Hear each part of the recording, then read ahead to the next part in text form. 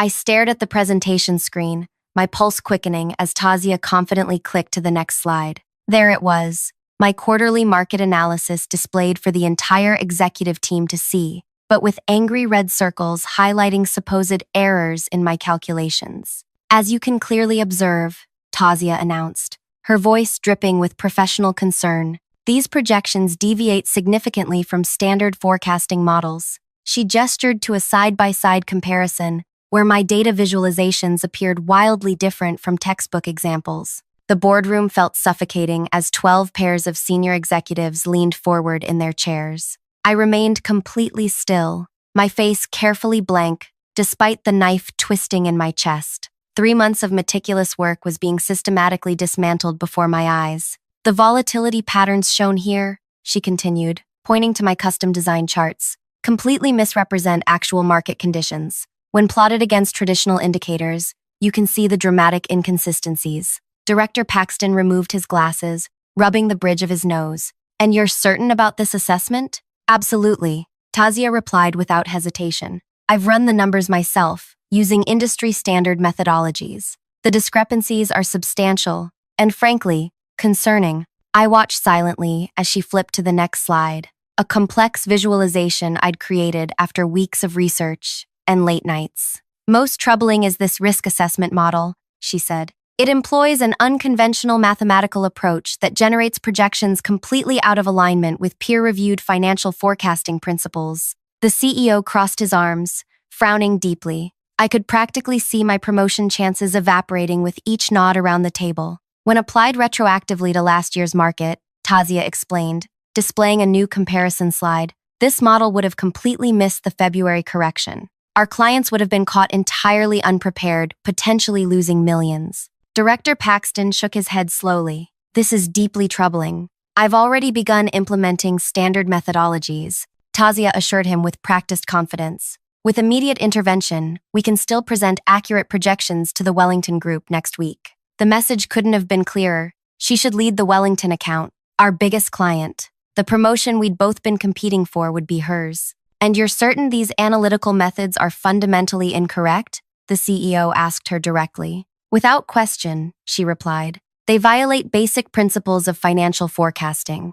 After enduring 60 excruciating minutes of watching my professional reputation being methodically destroyed, Director Paxton finally turned to me. Do you have anything to say in response? Every head in the room swiveled toward me. Throughout the entire presentation, I hadn't uttered a single sound. My heart pounded as I carefully considered my next words. Just one question, I said calmly, meeting Tazia's eyes directly. Can you explain why the client specifically requested this exact visualization approach in their initial brief? Can you explain why the client? If you're invested in this story already, take a quick second to like this video and subscribe to the channel. Trust me, you'll want to hear what happens next when this boardroom showdown takes an unexpected turn. My name is Arya, and until that moment, I'd spent 4 years building a reputation as a brilliant but quiet analyst at Keystone Investments. I wasn't the type to dominate meetings or promote myself aggressively. Instead, I let my work speak for itself. Innovative approaches to data that consistently delivered superior results for our clients. I grew up as the middle child in a household where speaking up meant being interrupted. So I learned early to observe, analyze, and wait for the perfect moment to make my point. This patience had served me well in my career, allowing me to see patterns others missed while my louder colleagues rushed to judgment. When I joined Keystone after completing my master's degree, I was determined to succeed on merit alone. For years, I'd watched my mother, a talented programmer, get passed over for promotions because she wasn't assertive enough in a male-dominated tech company. I promised myself I wouldn't let that happen to me. At Keystone, I slowly built my reputation by taking on challenging accounts others avoided and turning them into successes. My analytical approach wasn't conventional. I'd developed my own models that spotted market trends weeks before standard indicators. My clients appreciated the edge this gave them, even if some of my colleagues questioned my methods. Tazia joined the company 2 years after me. From day one, she was everything I wasn't: outspoken, politically savvy, and determined to climb the corporate ladder at any cost. Where I spent evenings perfecting analyses, she spent them networking with executives at industry events. Where I focused on client results, She focused on visibility. We were opposites in every way. Yet strangely, we'd developed an uneasy friendship over shared lunches and late nights at the office. I admired her confidence, and she seemed impressed by my technical abilities. When she asked about my methods, I'd share my thinking, believing we were supporting each other as women in a competitive field. Then came the Wellington account. The largest asset management firm in the region had selected Keystone to handle their quarterly forecasting, a prestigious assignment worth millions in fees. Director Paxton announced that whoever led this account successfully would be promoted to senior analyst, with a substantial salary increase and team leadership responsibilities.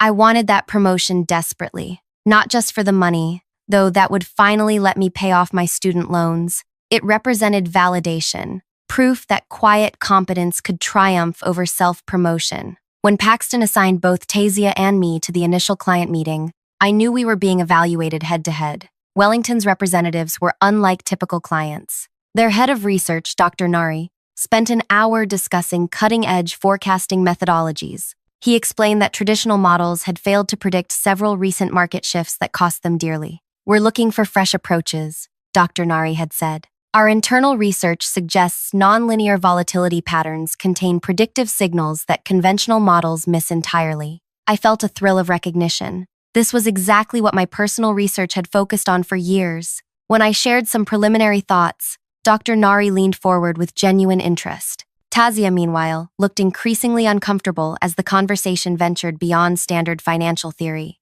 After the meeting, Paxton pulled me aside. "Wellington was impressed with your ideas. They want you to lead the analysis phase." Tasia's smile tightened when she heard the news, but she congratulated me warmly. "I'll handle client communications while you focus on the numbers," she offered. "We'll make a great team." For 3 months, I poured everything into developing custom visualization tools that could capture the patterns Wellington wanted to track. I tested my models against historical data, refining them until they successfully predicted 84% of significant market movements from the previous year, far exceeding the 61% accuracy of traditional approaches. When Tasia asked about my progress, I shared everything openly. She seemed fascinated, asking detailed questions about my methodology. I explained each innovation proudly, believing she was helping bridge communications with the client while I focused on the technical work. What I didn't know was that she'd stopped sharing my updates with Wellington weeks ago. Instead, she'd been meeting privately with Director Paxton,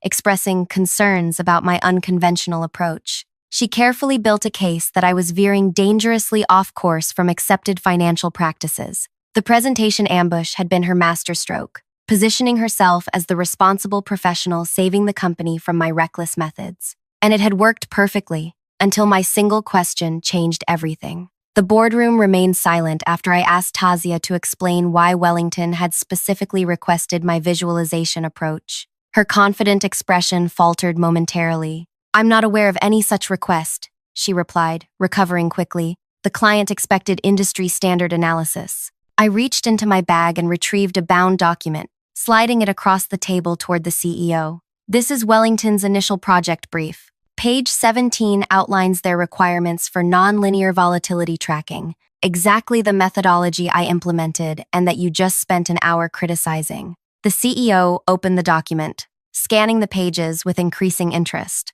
"Wellington's quantitative team has been researching these patterns for 2 years," I continued, my voice steady despite my racing heart. "What looks like analytical errors to someone using traditional models are actually pattern recognition innovations they specifically requested." Director Paxton reached for the document. "Is this accurate?" "Wellington's chief strategist can confirm everything," I replied. "I've been in weekly strategy meetings with their team throughout this project. I assumed everyone at leadership level was aware of their specialized requirements." Tasia started to speak, but the CEO raised his hand to silence her. Her usually composed face betrayed the first flickers of panic. "You've just spent an hour explaining how you've fixed analytical methods that Wellington specifically commissioned," I said, looking directly at her. "I'm curious, have you informed them that you've replaced their proprietary approach with standard models they explicitly rejected?" The tension in the room was palpable. Director Paxton flipped through the brief, his expression darkening with each page.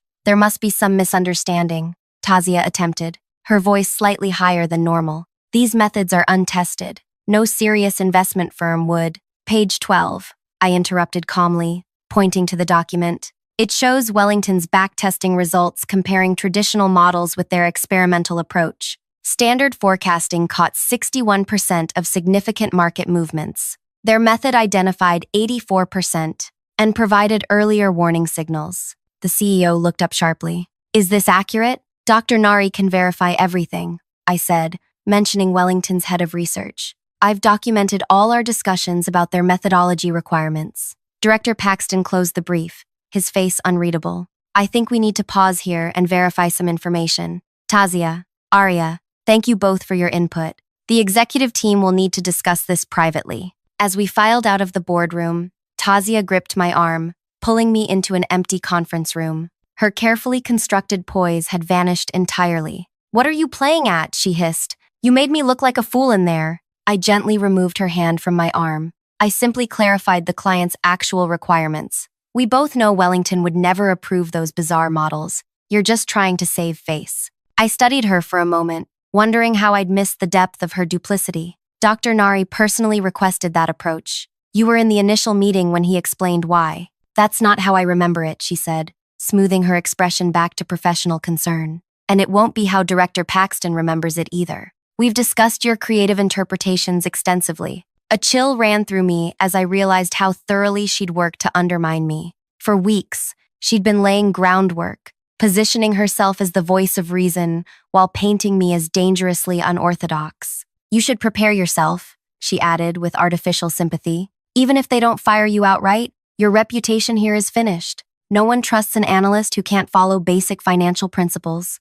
She left me standing alone, her confident stride suggesting she still believed victory was inevitable, and perhaps she was right to be confident. In a straight battle between her political connections and my technical work, history suggested I would lose. That evening, I sat on my apartment balcony watching the city lights flicker on as twilight deepened. My phone buzzed with a message from Director Paxton. Meeting tomorrow, 9 a.m., with Wellington representatives present. No further explanation. I barely slept that night, replaying every interaction with Tazia over the past months. How many times had she asked detailed questions about my methodology, only to use that information against me? How many private meetings had she arranged with leadership while I worked late, perfecting analyses? The betrayal cut deeper because I genuinely believed we were supporting each other. The next morning, I arrived early to find the conference room already filling with executives. Director Paxton nodded tersely as I entered. Tazia arrived moments later,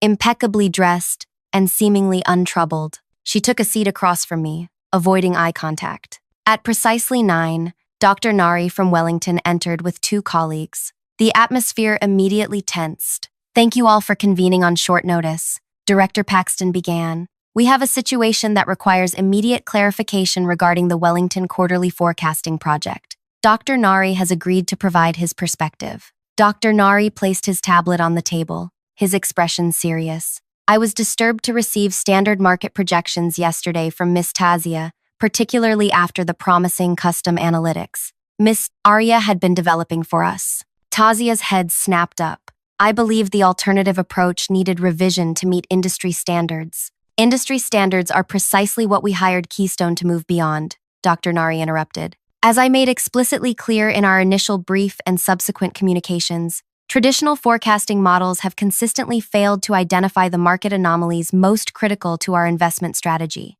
Director Paxton leaned forward. Dr. Nari, to be absolutely clear, you specifically requested the nonlinear volatility modeling approach that Arya implemented? Not only requested it, we insisted on it as a condition for awarding Keystone this contract, he confirmed. Miss Arya's methodology aligns perfectly with our research directives. When Miss Tazia sent standard projections yesterday claiming they represented Keystone's official analysis, I was concerned there had been a serious miscommunication. The room fell silent. Tazia's face had gone completely pale. There seems to have been a significant internal communication failure, the CEO said carefully. Rest assured, Wellington will receive the custom analytics you commissioned, delivered by Arya, who developed them. After the meeting dispersed, Director Paxton asked me to remain behind. Tazia attempted to stay as well, but he dismissed her with a curt, "We'll speak later." When we were alone, he sighed heavily. This situation is unprecedented, Arya.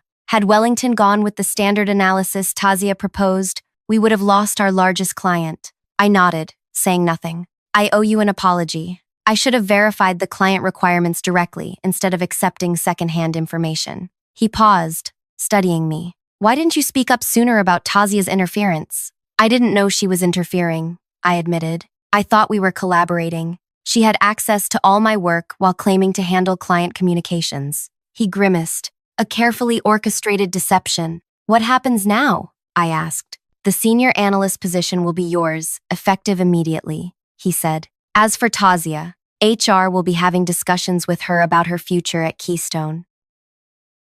It should have felt like victory. The promotion was mine, my methods vindicated, my chief rival exposed. Yet, as I returned to my desk, I felt hollow. The trust I'd placed in a colleague, someone I'd considered a friend, had been weaponized against me. Throughout the day, colleagues stopped by my desk with congratulations tinged with curiosity. The story had spread rapidly through office channels. Tazia remained conspicuously absent, having left the building immediately after the meeting. At 5 o'clock, as I was preparing to leave, my phone lit up with a text from an unknown number. This isn't over. You got lucky today. I stared at the message, a knot forming in my stomach. The tension I'd been carrying all day crystallized into something sharper. This wasn't just professional rivalry. It was personal now. The following days brought an uneasy transition. I moved into my new office and began building my team for the Wellington account. Tazia hadn't been fired, merely reassigned to internal analytics, where client contact was minimal.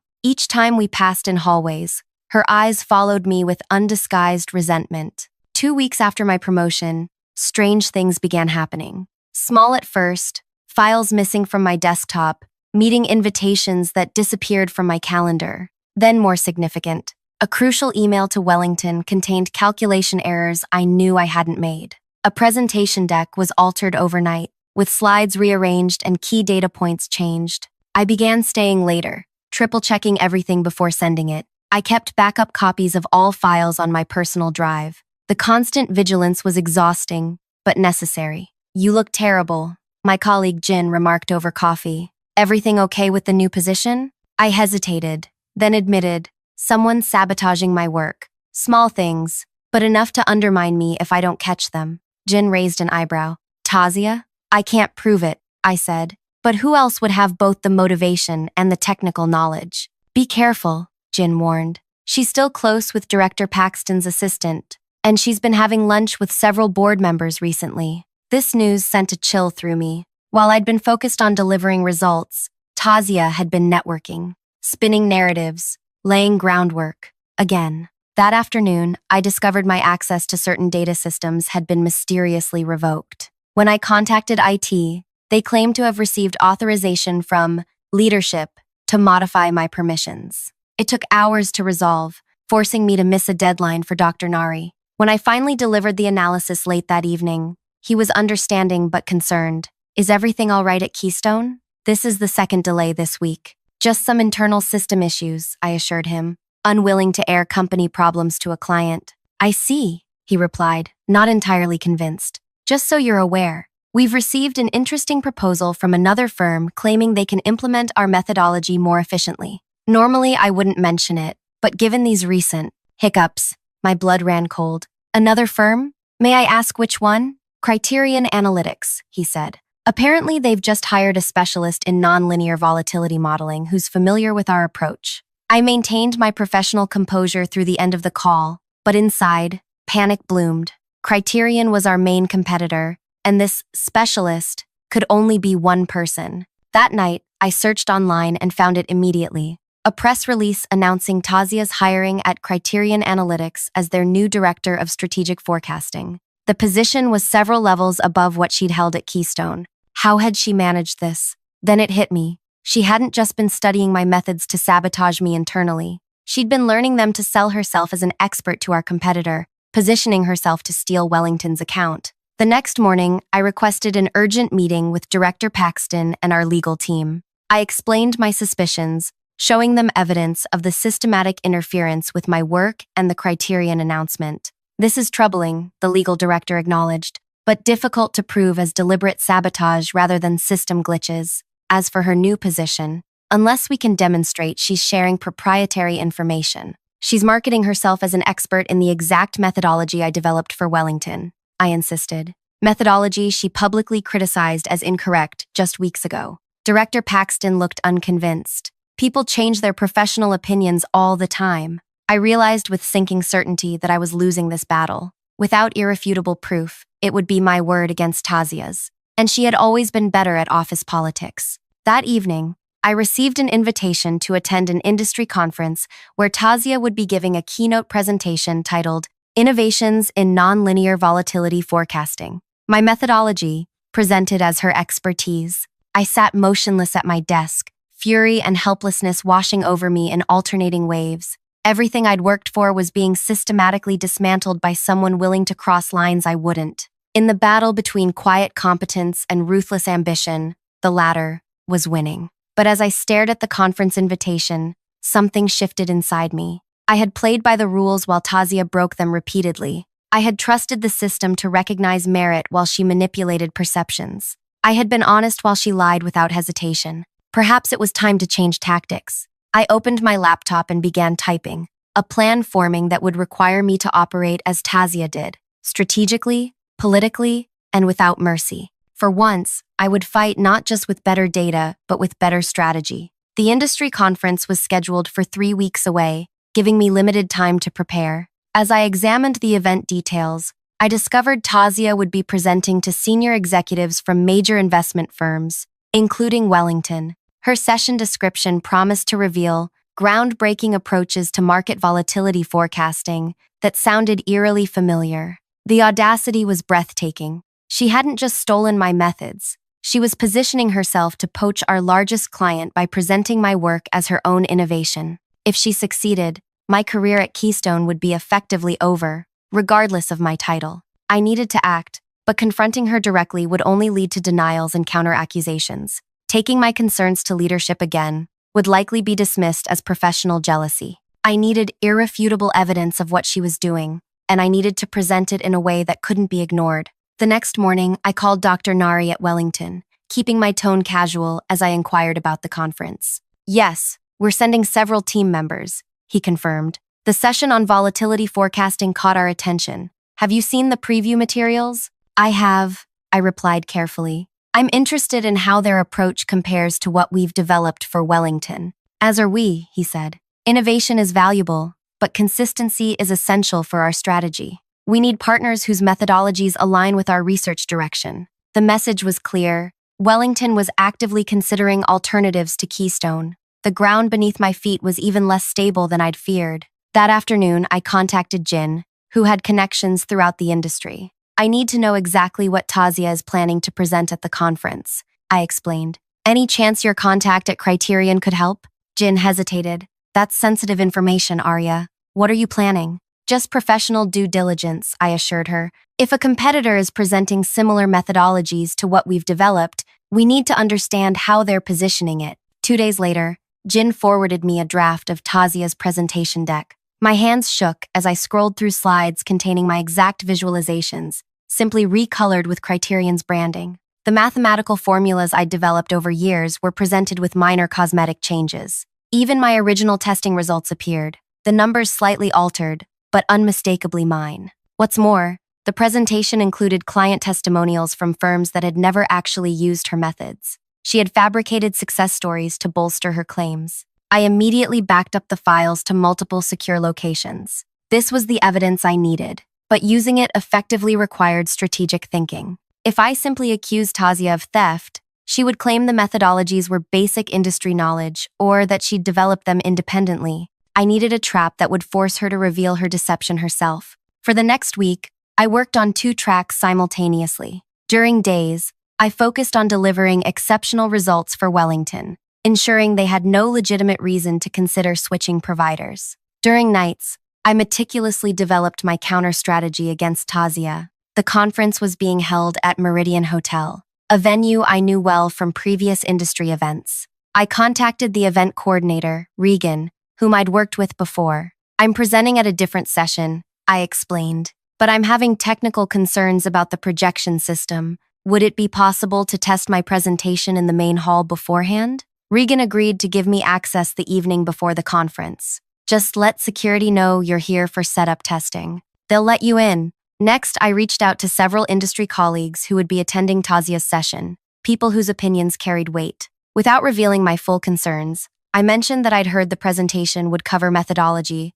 similar to what I'd developed for Wellington. Really? That's interesting timing, remarked Anton, a respected quantitative analyst. I'd be curious to hear your thoughts afterward on how it compares. Actually, I suggested, I think the comparison would be more valuable if you went in with some background. Could we meet briefly before her session? I can show you the key elements of what we've implemented. One by one, I arranged similar conversations with influential attendees. Not enough to seem like orchestrated sabotage, but sufficient to ensure knowledgeable eyes would be watching Tazia's presentation critically. 2 days before the conference, I received a message from Dr. Nari that sent a surge of panic through me. Looking forward to seeing comprehensive applications of your volatility methodology at the conference. If successful, this could significantly influence our provider decisions moving forward. He hadn't specified whether he meant my methodology as presented by Keystone or by Tazia at Criterion.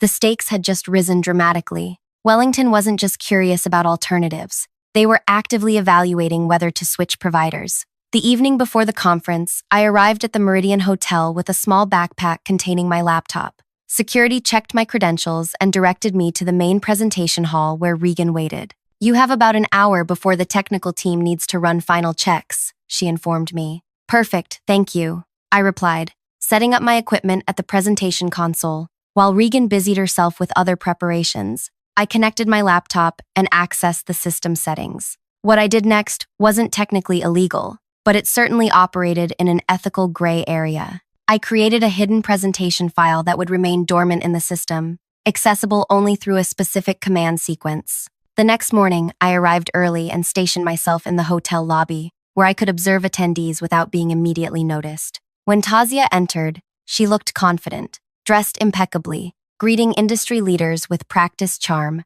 She showed no sign of concern that I might be present. 30 minutes before her session, I met with Anton and several other analysts as planned, giving them a brief overview of the methodology I'd developed for Wellington. The key innovation is how it handles nonlinear relationships between seemingly unrelated market indicators, I explained, showing simplified versions of my models. Traditional approaches miss these connections entirely. When we entered the presentation hall, it was already filling with attendees. I chose a seat near the back, partially obscured by a column. Dr. Nari and his Wellington team were seated prominently in the second row, their presence confirming this was more than an academic exercise. It was an audition. Tazia took the stage precisely on time, her opening remarks smooth and engaging. Today, I'll be sharing a revolutionary approach to volatility forecasting that challenges conventional market assumptions, she began. This methodology represents months of intensive research and testing.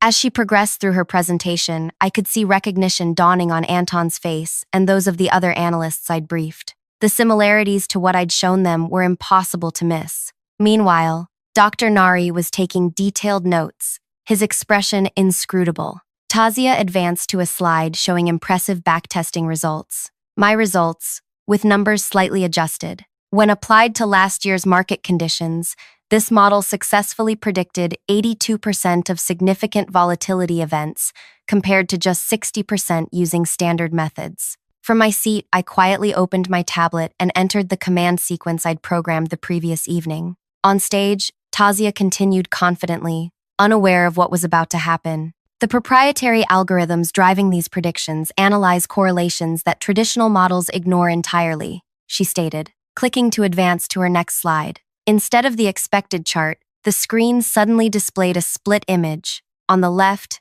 Tazia's slide. On the right, my original Wellington presentation with identical formulas, created 3 months earlier. Above both images appeared the text, Original Development Timeline. Tazia froze momentarily, then quickly clicked to advance past the unexpected slide. But the next slide showed the same split-screen comparison with different content. She clicked again and again, but each slide now displayed her version, alongside my original, with timestamps clearly visible. Murmurs spread through the audience. Dr. Nari leaned forward in his seat, eyes narrowed. Tazia attempted to regain control. There seems to be a technical issue. If we could have IT assistance. I don't think it's a technical issue, Anton called out from his seat. These appear to be comparative slides showing original development dates of the methodology you're presenting. I don't think it's a technical issue we're presenting. That's absurd, Tasia responded, her voice tight. This is proprietary criterion analysis.